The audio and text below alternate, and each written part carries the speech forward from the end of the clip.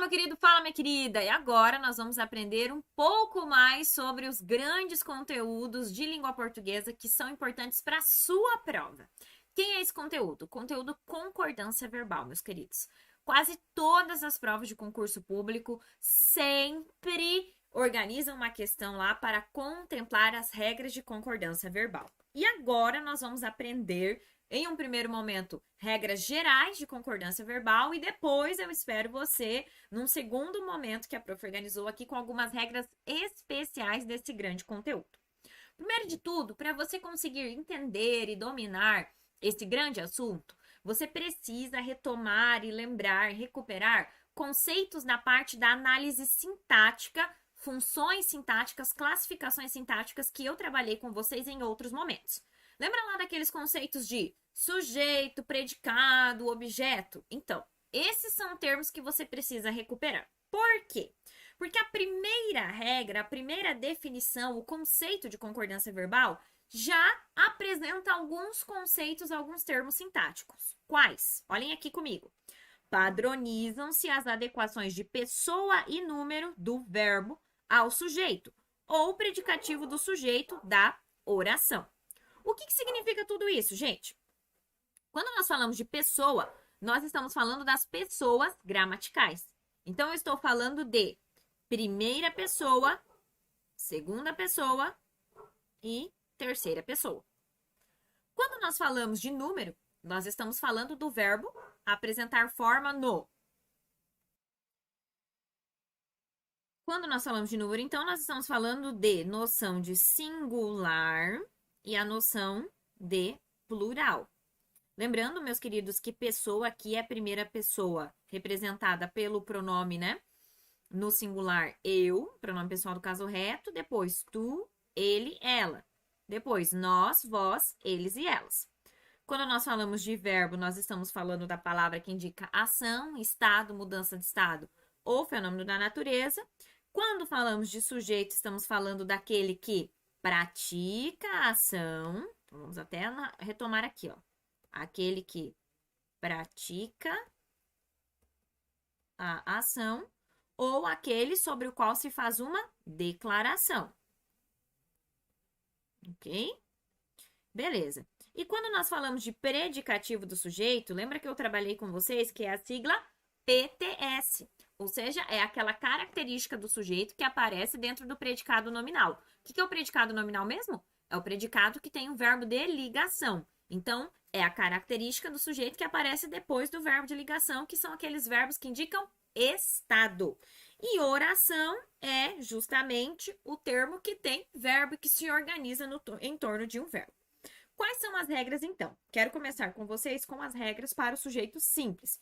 Qual é o sujeito simples? Aquele que apresenta um núcleo. Apresenta um núcleo somente. Então, quando a prof diz assim, ó, o cachorro está latindo, o que é que está latindo? Cachorro. Então, cachorro é o núcleo do sujeito. Tem uma palavra só que é importante, então esse é um sujeito simples. Agora, se eu dissesse assim, ó, o cachorro e o gato estão brigando. O cachorro e o gato estão brigando. Que é que está brigando? Quem é que está brigando? O cachorro e gato. Então, agora eu tenho dois núcleos, agora eu tenho o sujeito composto. Ok. Qual é a primeira regra, então, para o sujeito simples, que é aquele que apresenta um núcleo somente? A regra é que o verbo concorda em pessoa e número com o sujeito ou o seu predicativo, no caso de verbos de ligação, tá? Então, olha lá o exemplo. Ana foi a Paris. Pega o verbo aqui. Quem é que foi, gente? Foi Ana que foi a Paris. Ela foi a Paris. Então, isso aqui é o sujeito simples, tá? Com um núcleo só, representado por Ana, que marca a terceira pessoa do singular. Por isso que o verbo ficou conjugado na terceira pessoa do singular. Ela foi a Paris. Agora, eu tenho. Os alunos fizeram o trabalho. Quem é que fizeram o trabalho? Os alunos. Os alunos equivale a eles. Terceira pessoa do singular. Por isso que, do plural, perdão. Terceira pessoa do plural. Por isso que o verbo ficou fizeram, porque é equivalente a eles fizeram. E agora na sequência. Nós vamos ao cinema. Quem é que vamos, meus queridos? Nós vamos. Primeira pessoa do plural. Então, o verbo ficou conjugado na primeira pessoa do plural, concordando em pessoa e número com o núcleo do sujeito, que nesse caso aqui é representado pelo pronome pessoal do caso reto, realmente, tá? Detalhes agora para vocês e algumas especificações. O sujeito pode aparecer em mais de um tipo de posição e mais de um tipo de configuração. Ele pode aparecer claro, como foi o caso aqui, ó. Ana foi a Paris, os alunos fizeram, nós vamos ao cinema. Ele está ali declarado, é fácil de identificar. Como no exemplo, o homem dorme. Quem é que dorme? O homem dorme. Então aqui eu tenho um sujeito simples, representado, né, pela expressão o homem, que equivale à terceira pessoa do singular. Ele dorme, que está declarado. Mas ele também pode estar subentendido. O que significa o sujeito estar subentendido? Que nós temos o verbo conjugado e o tipo de terminação do verbo permite identificar quem é esse sujeito. No caso, dormimos muito. Eu não tenho escrito nós aqui, mas porque o verbo está conjugado com a terminação imos aqui, indica que o referente é nós, primeira pessoa do plural. Então, nesse caso aqui, o sujeito é simples e aqui embaixo o sujeito é um sujeito oculto, tá bom? Ok, o sujeito também pode aparecer anteposto. O que significa ser anteposto? O sujeito aparece antes do verbo, materializando a ordem direta da oração, que é a sequência sujeito, verbo, objeto. Então, em os mamíferos, são muitos aqui, tá, gente? Ficou o dão, mas é são. Os mamíferos são muitos, pelo amor de Deus. Os mamíferos são muitos. Quem é que são muitos, gente? Os mamíferos. Então, apareceu antes do verbo. Aqui está o sujeito e ali está o verbo. Ou ele pode aparecer posposto. São muitos os mamíferos. São muitos os mamíferos. Primeiro apareceu o verbo e depois apareceu o sujeito ali na sequência. Apareceu posteriormente ao verbo. Então, essa é a primeira regra, tá, gente? O verbo concorda com o núcleo do sujeito, em pessoa e número, tá? Marcando a pessoa e o número. Segunda regra agora que eu quero trabalhar com vocês. Essa primeira, prof, a regra geral é muito abordada? Sim, gente. Praticamente todas as questões têm pelo menos uma alternativa, que avalia os seus conhecimentos em relação a essa regra geral, quando não é a questão inteira. Só que daí é uma questão que ela não traz assim bonitinho, né, gente? Ali como o homem dorme, nós dormimos. Não, ela traz a oração na ordem inversa, orações mais longas, né, mais extensas, para dificultar a sua vida. Mas o final, o entendimento e o que você precisa acionar para saber se aquilo está certo ou não, é essa regra geral, tá? Ok. Temos ainda a regra das expressões partitivas, mais plural. O que significa ser uma expressão partitiva mais plural? Significa que nós teremos expressões que dão a ideia da parte de. Então, olha lá, metade, a maior parte de, a maioria de, a minoria de, grande parte de. São todas expressões que dão a ideia de parte, partição. E o mais plural aqui, gente, significa que na sequência da expressão partitiva, nós teremos um determinante. Então, é a expressão partitiva mais determinante no plural. E esse determinante no plural, gente, é aquilo do qual eu tenho parte, né? De que eu tenho parte. Aqui, observe que a prof deixou que o verbo pode ficar no plural ou o verbo pode ficar no singular. Por quê? O verbo vai ficar no plural concordando com o determinante no plural, que nós chamamos da concordância atrativa, porque ele concorda com aquilo que está mais próximo, ou o verbo ficará no singular concordando com a expressão partitiva que tem um núcleo de palavra no singular, porque, ó, metade, maior, maioria são todas palavras no singular. Então, por isso que é um caso de concordância dupla. Eu tenho dupla possibilidade de concordância e as duas formas estão corretas. A maioria dos eleitos não vota, a maioria dos eleitos não vota e a maioria dos eleitos não votam. Quando eu tenho não vota, concordou com maioria. Então, a concordância é uma concordância rígida e lógica com o núcleo da expressão partitiva. Agora, em a maioria dos eleitos não votam, está concordando com o determinante que está no plural. E as duas formas são corretas, as duas formas são aceitas, beleza? Depois, terceira regra que eu quero trabalhar com vocês é a regra do sujeito marcado por um pronome de tratamento. Quem são os pronomes de tratamento? São aqueles pronomes que nós devemos usar para determinadas personalidades que ocupam determinadas posições. Autoridades. Então, quando nós temos, no caso do Papa, qual é o pronome de tratamento adequado? É Vossa Santidade. Então, isso é um exemplo de pronome de tratamento. Senhor, senhora, senhorita, são exemplos de pronome de tratamento. Vossa Excelência, né? Que nós escutamos muito aí no meio político. São pronomes de tratamento. Como que funciona a concordância quando o sujeito é um pronome de tratamento? O verbo, meus queridos, fica na terceira pessoa, do plural ou do singular. Então, não importa se eu tenho dentro da estrutura do pronome de tratamento esse outro pronome que é o vossa, que é um pronome que faz referência à segunda pessoa do plural, né? O vós. Tá lembrando disso? Tá lembrando? Ok. Não importa se eu tenho esse vossa. Porque é um pronome de tratamento, o verbo, consequentemente, precisa ficar conjugado na terceira pessoa, ou do singular ou do plural, conforme a quantidade ali. Olhem os exemplos. Vossa Majestade teve herdeiros. O pronome de tratamento aqui é Vossa Majestade. Mesmo que eu tenha vossa aqui, o verbo ficou conjugado na terceira pessoa do singular, porque equivale ali ao ele. Tá? Então, ele teve herdeiros. Vossa Majestade teve herdeiros. Agora eu passei para o plural. Vossas Majestades, eles tiveram. O pronome de tratamento é o sujeito aqui nas duas situações. É o sujeito. Na primeira é um sujeito que está no singular e na segunda é um sujeito que está no plural. Na primeira ficou na terceira pessoa do singular e na segunda ficou na terceira pessoa do plural. Por isso que nós dizemos assim, gente, ó, nós usamos o pronome você para tratamento de segunda pessoa, né? Nas situações de comunicação informais, nós não usamos isso. Nós usamos o você no lugar do tu. Eu, tu. Mas, na verdade, nós usamos eu e você. Que seria a primeira pessoa, aquele que fala e aquele que escuta. Aquele com quem me comunico. Eu, primeira pessoa, tu seria a segunda pessoa. Mas nós adaptamos aqui no português brasileiro, principalmente, em determinadas regiões, né? Porque determinadas regiões do Brasil ainda fazem o uso do tu. Ok. Nós usamos o você. E nós não conjugamos o verbo no você, mesmo falando com esse indivíduo na segunda pessoa, ocupando a posição da segunda pessoa com quem me comunico, nós não usamos o verbo na segunda pessoa. Nós não colocamos assim, você cantas. Não, nós falamos você canta, você fala, não é verdade? Por quê? Porque você é um pronome de tratamento. A base da classificação do você é de pronome de tratamento, agora, atualmente, né, depois de todo o processo de variação histórica pelo qual a palavra passou, se transformou em um pronome de tratamento de nível informal. Então, você ele tem enquadramento dentro dessa regra aqui, ó, da regra de número 3, que quando o pronome de tratamento ocupa a posição de sujeito, o verbo fica conjugado na terceira pessoa, ok? Fechou? Vamos lá para mais uma regra. Quarta regra, meus queridos. A quarta regra é a do pronome relativo que funcionando como sujeito. Meu Deus do céu, o que é isso que você está falando? O que é um pronome relativo que?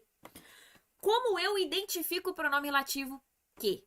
Por que a prof está reforçando essa pergunta? Porque a palavra que, ela tem muitas possibilidades de classificação dentro da parte da classificação gramatical, dentro das classes de palavras, tá? Quando você puxa lá o curso completo de língua portuguesa, você vai perceber que tem uma aula de 1 hora de duração só para falar das classificações da palavra que. Porque que pode ser conjunção, que pode ser pronome de vários tipos, que pode ser partícula expletiva na estrutura. Dentro de pronome, ele pode ser mais de um tipo de pronome. Dentro de conjunção, ele pode ser mais de um tipo de conjunção. Ele pode ser substantivo. Gente, é o caos, tá?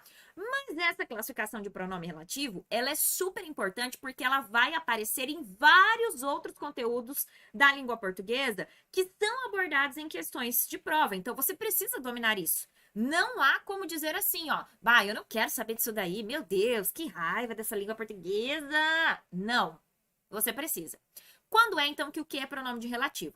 Você vai guardar comigo o seguinte, o que é pronome relativo quando ele tem como referente um nome? Quando ele ocupa o lugar desse referente e quando ele pode ser substituído, isso já é macete para você testar se ele é pronome relativo ou não. E quando ele pode ser substituído por o qual, a qual, os quais ou as quais, conforme gênero e número do referente. Calma, que agora eu vou tirar o exemplo e você vai perceber isso que eu estou falando. Eu digo assim, ó. O livro que comprei é de ação. O livro que comprei é de ação. O que nessa situação é pronome relativo. Vamos tentar enquadrar em todas as classificações que eu apresentei para vocês. O livro que comprei é de ação. Se eu separar esse enunciado, você vai perceber que nós temos duas orações ali e são orações que têm a repetição de um elemento. O livro que comprei é de ação. Separando, como que fica? Comprei o livro é de ação. Sacou? Comprei o livro é de ação. A repetição é bem vista nos enunciados? Não é. Na fala, é óbvio que nós repetimos inúmeras vezes o mesmo termo, até como uma tentativa de deixar mais claro para o nosso interlocutor sobre o que estamos falando. Só que na escrita isso não é bem visto. E quem é que surge como um dos elementos que ajuda a eliminar repetição? Que como pronome relativo. Por isso que ficou assim, ó. O livro que comprei é de ação. Eu já não repeti mais o livro. O que é que eu comprei? O livro. E o que é de ação? O livro. Boa. Pronome relativo tem como referente um nome. O livro é nome. O livro é nome. O livro. Ok? Substantivo. Palavra que nomeia, no caso aqui, o material. Tem como referente um nome. Ocupou o lugar do nome. Já bateu a segunda regrinha da prof. E para confirmar, eu vou trocar por o qual, a qual, os quais ou as quais, que também é um pronome relativo. E eu disse para você anteriormente que você troca por o qual, a qual, os quais, as quais, todos eles? Não, você troca conforme o gênero e número do referente. Livro é uma palavra masculina e está no singular. O, indicando uma quantidade. Fechou. Qual é, então, das variações de o qual que dá certo? O qual. O qual é masculino e singular. Eu não posso usar a qual, porque a qual é feminino singular. Eu não posso usar os quais, porque os quais é masculino plural. E eu não posso usar as quais, porque isso é feminino plural. Então, como livro é singular e masculino, o qual. Agora vamos lá para a troca. O livro, o qual comprei, é de ação. Fechou. É pronome relativo. Então, você vai usar todas essas informações que eu passei aqui para você para confirmar. Daí, o que a questão aqui, a regra, perdão, número 4 de concordância verbal diz? O que funcionando como pronome relativo e ocupando o lugar de sujeito. Então, significa que o que ele vai ser o sujeito do verbo. Tem como fazer isso, prof? Sim. E o que a regra diz? Diz que quando o que ocupa o lugar do sujeito, porque ele está ali na mesma posição que o seu referente estaria. Por isso que ele ocupa o lugar de sujeito, compreendeu? Não é porque é o que realmente. Ele retoma uma outra ideia. Qual é a outra ideia? É do termo que ele substituiu, como se fosse no caso do o livro que comprei é de ação. Compreenderam? O livro que comprei é de ação. Fechou. Quando o que estiver nessa posição, o que acontecerá? O verbo vai concordar em pessoa e número com o antecedente do que, ou seja, com o seu referente. Por isso que a forma correta, gente, é sou eu que limpo a casa. Por que o verbo limpar ficou aqui limpo? Porque na conjugação do verbo limpar, eu digo assim, ó. Eu limpo, tu limpas, ele, ela limpa. Nós limpamos, eles limpam. Então, nesse caso, sou eu que limpou. Por quê? Porque o que retoma eu. Então, o verbo conjugou conforme o referente, conforme o antecedente do que. Olha como altera quando o antecedente é tu. És tu que limpas a casa, porque eu limpo, tu limpas. Ele, ela limpa, nós limpamos. Somos nós que limpamos a casa. Qual é o referente do que? Nós. Por isso que ficou limpamos. Agora você vai guardar comigo o seguinte. Quando o pronome relativo é quem, nós temos dupla possibilidade de concordância. Prof, para o quem vale a mesma regra do que para identificar como pronome relativo? Sim. Ele tem como referente um nome, ocupa o lugar do nome, só que você vai guardar comigo que o pronome relativo quem, ele tem como referente pessoa, tá? Pessoa. E ele tem dupla possibilidade. Qual que é a dupla possibilidade? Ou ele concorda com o antecedente, como é o caso do que, ou ele fica na terceira pessoa do singular, o verbo. Olha lá o exemplo. Sou eu quem limpo a casa ou sou eu quem limpa a casa? Por que que na primeira ficou sou eu quem limpou? Porque concordou com o antecedente. Por que que na segunda ficou sou eu quem limpa a casa? Porque daí concordou com o pronome relativo. Mas essa dupla possibilidade de concordância com referente, atenção para o que eu estou falando. A dupla possibilidade de concordância com o referente é só para quem. Quem? Pronome relativo quem? Ou com o referente, independentemente da pessoa gramatical que ele represente, ou na terceira pessoa do singular, concordando com o quem. Se for o pronome relativo que no lugar, só concorda com quem? Com o antecedente, ok?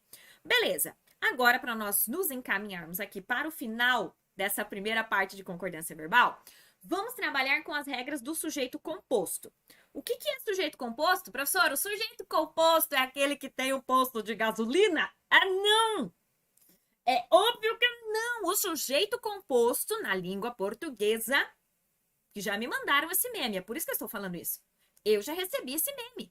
Sujeito simples, daí o sujeito perdido no meio do nada. E daí sujeito composto, um posto Ipiranga atrás na imagem, na foto. Não é isso. Sujeito composto na língua portuguesa é aquele que apresenta mais de um núcleo. Então, se eu digo assim, ó, banana, olha, misturei as duas frutas aqui agora. Banana e maçã. Banana e maçã nascem no meu quintal. Nossa, gente, ficou horrível esse exemplo aqui, mas já ajuda. Banana e maçã nascem no meu quintal. O que é que nasce, gente? Banana e maçã. Eu tenho dois elementos, eu tenho duas palavras que são essenciais. Eu não posso só dizer que banana, porque eu quero dizer os dois. É o mesmo lado da situação. O cachorro e o gato estão brigando. O cachorro e o gato estão brigando. Quem é que está brigando? O cachorro, um elemento. O gato, outro elemento. Então, isso é um sujeito composto. Mais de um termo que é importante. Qual é a regra geral para o sujeito composto? O verbo vai para o plural, independentemente da quantidade de núcleos desse sujeito. Por isso, olha lá o exemplo. Chocolate e morango combinam perfeitamente. O que combina perfeitamente, gente? É chocolate e morango. Um núcleo, outro núcleo. Então, isso aqui é um sujeito composto, beleza? Regra geral é essa. Agora, vamos para algumas regras especiais da parte de sujeito composto. Primeira delas, se o núcleo, gente, desse sujeito for composto por pessoas gramaticais diferentes. O que são pessoas gramaticais mesmo? Primeira, segunda, terceira, do plural e do singular. Eu, tu, ele, ela, nós, vós, eles e elas. Isso é um sujeito composto por pessoas gramaticais diferentes. Algum desses termos precisa aparecer ali. Algum não, né, gente? Mais de um, para que nós tenhamos pessoas gramaticais diferentes na estrutura. Qual é a regra, então? Que a primeira pessoa do plural, ela sempre prevalece. Então, se eu tenho o eu dentro, o plural, primeira pessoa do plural, permanecerá, ou seja, nós. E a primeira pessoa do plural prevalece sobre a segunda, que é vós, e, por consequência, a segunda prevalece sobre a terceira, que é eles ou elas. Mas isso, gente, é se realmente nós temos uma delas dentro da estrutura. Para nós termos para a segunda pessoa vós prevalecer, nós não podemos ter eu na estrutura. E nem nós, compreenderam? Porque se tem primeira, a primeira prevalece. Ok, prof, pelo amor de Deus, algum exemplo. Vamos lá. O biólogo e eu alimentamos os animais. Quem é que alimentamos, gente? O biólogo e eu.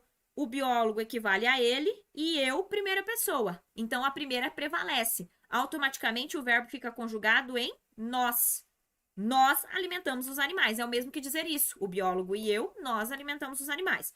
Agora, olha no segundo exemplo que a prof retirou a primeira. O biólogo e tu alimentareis os animais.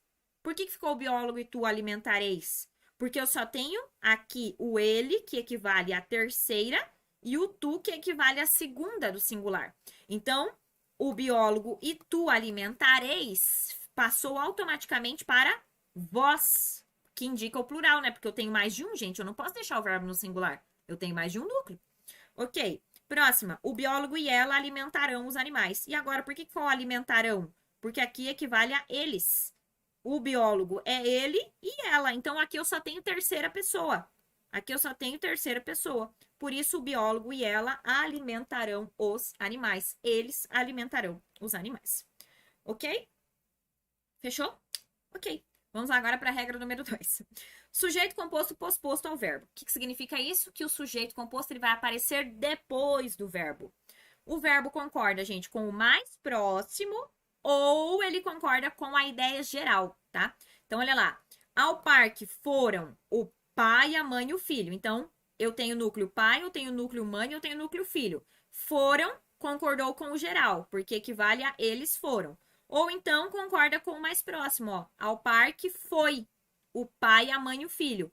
Eu quero fazer referência a todos, mas eu deixo o verbo só concordando com o mais próximo, como o pai representa ele, terceira pessoa do singular, ao parque, né? O pai foi, ele foi. Ok. Terceira regra em relação ao sujeito composto. Quando sujeitos forem resumidos por pronomes indefinidos, ou seja, nós vamos ter todo sujeito composto e vai aparecer um pronome indefinido que resume tudo. Que pronomes são esses? Nada, tudo e ninguém. O verbo vai ficar no singular. Por quê? Porque daí o verbo vai ficar concordando com a expressão que resumiu. Exemplo: o clima de Natal, os presentes, as comidas, tudo era insuportável. Por que ficou era e não eram insuportáveis? Porque eu tenho sim o sujeito composto aqui.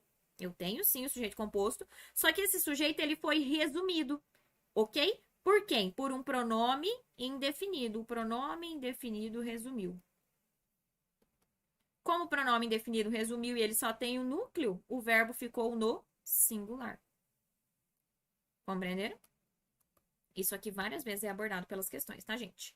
E com essa, nós terminamos esse nosso momento, primeiro momento de concordância nominal, que trabalhamos com, nominal não, verbal, que trabalhamos com sujeito simples e sujeito composto, e eu espero você para o último bloco de concordância verbal, no qual a prof vai trabalhar as regras especiais de concordância verbal. Algumas, tá bom? Beijos e até! Espero que você tenha entendido, porque tem muita coisa aqui na jogada. Até!